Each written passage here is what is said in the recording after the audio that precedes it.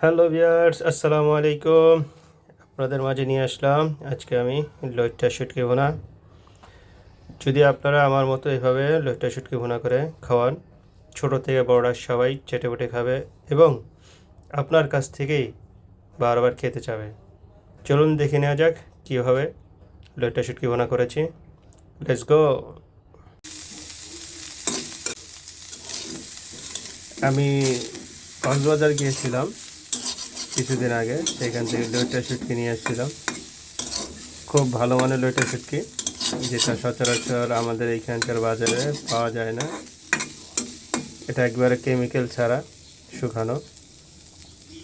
আজকে সেটা রান্না হচ্ছে, খাবো। আর লইট্টা শুটকি আমার খুব পছন্দ, কারণ সকল শুটকির মধ্যে শুধুমাত্র এই একটা শুটকি আমি খাই, যেটা হলো লইট্টা শুটকি।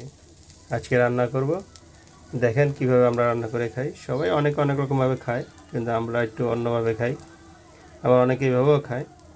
দেখেন কিভাবে খাই। আপনারা যেভাবে রান্না করে খান, ইনশাআল্লাহ লইট্টা শুটকি আপনাদের কাছে অনেক মজা লাগবে। সাথে থাকুন, দেখুন কীভাবে রান্না হচ্ছে। শুটকিটা প্রথমে ভেজে, হালকা ভেজে, তারপরে গরম পানি দিয়ে সিদ্ধ করে কাটা ছেড়ে তারপরে আবার ভেজে নিতে হবে। একটা কড়াইতে অল্প কিছু তেল দিয়ে গরম করে নেব। আর সেখানে আমি আগে থেকে কেটে রাখা পেঁয়াজ কুচি আর রসুন কুচি দিয়ে দেব। এখন এই পেঁয়াজ আর রসুন তেলে ভালো করে ভেজে নেব।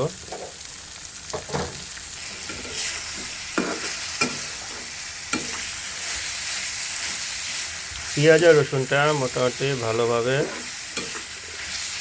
তেলে ভেজে নিতে হবে।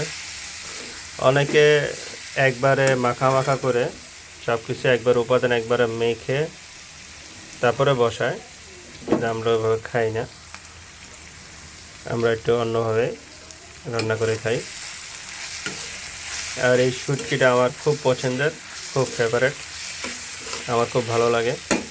আমি ইলিশ মাছের শুটকিও খাই না, ইলিশ মাছ আমার খুব পছন্দের, তারপরও আমি ইলিশ মাছের শুটকি পছন্দ করি না। এই লইট্টা শুটকি আমার খুবই পছন্দের। এই লইট্টা শুটকি হলে আমার আর কিছুই লাগে না। পেঁয়াজ রসুনটা সেটা একটু ভাজা ভাজা হয়ে আসলে তারপরে সেখানে হলুদ গুঁড়া, মরিচ গুঁড়া, তারপরে ধনিয়া গুঁড়া, কাঁচামরিচ দিয়ে দিলাম, আর স্বাদ মতো লবণ, আর সামান্য পরিমাণ আদা বাটা রসুন বাটা দিয়ে দিচ্ছি, এটার জন্য টেস্টটা ভালো আসার জন্য। এখন এটা কষায় নেব কিছুক্ষণ।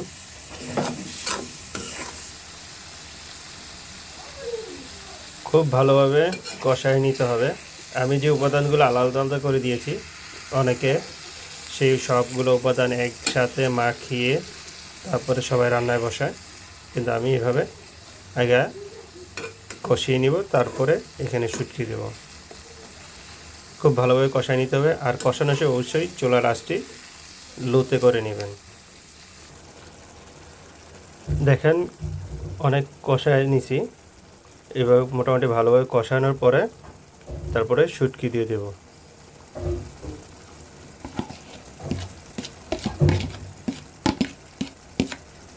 এই শুটকি দেওয়ার পরে একদম খুব ভালোভাবে কষায় নিয়ে রান্না করতে হবে।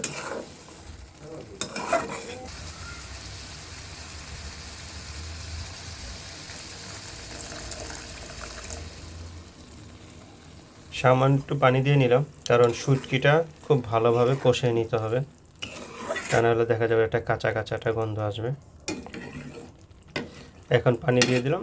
এখন লো আছে খুব ভালোভাবে কষিয়ে নেব, তারপরে হয়ে যাবে আমাদের লইট্টা শুটকি ভুনা। খুবই মজাদার, আমার খুব পছন্দের। আবারও বলতেছি, আমার খুবই পছন্দের, খুবই খুবই পছন্দের একটি শুটকি।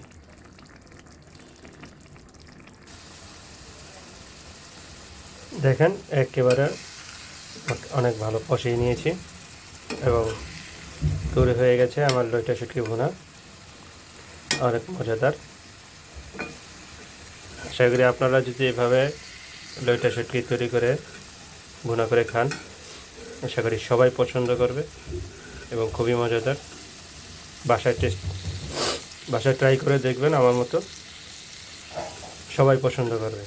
সবাই ভালো থাকবেন, সুস্থ থাকবেন, লাইক কমেন্ট করে পাশে থাকবেন, ভালো লাগলে ভিডিওটি শেয়ার করে দেবেন। আর সবাইকে অসংখ্য ধন্যবাদ কষ্ট করে আমার এই ভিডিওটি দেখার জন্য। আল্লাহ হাফেজ।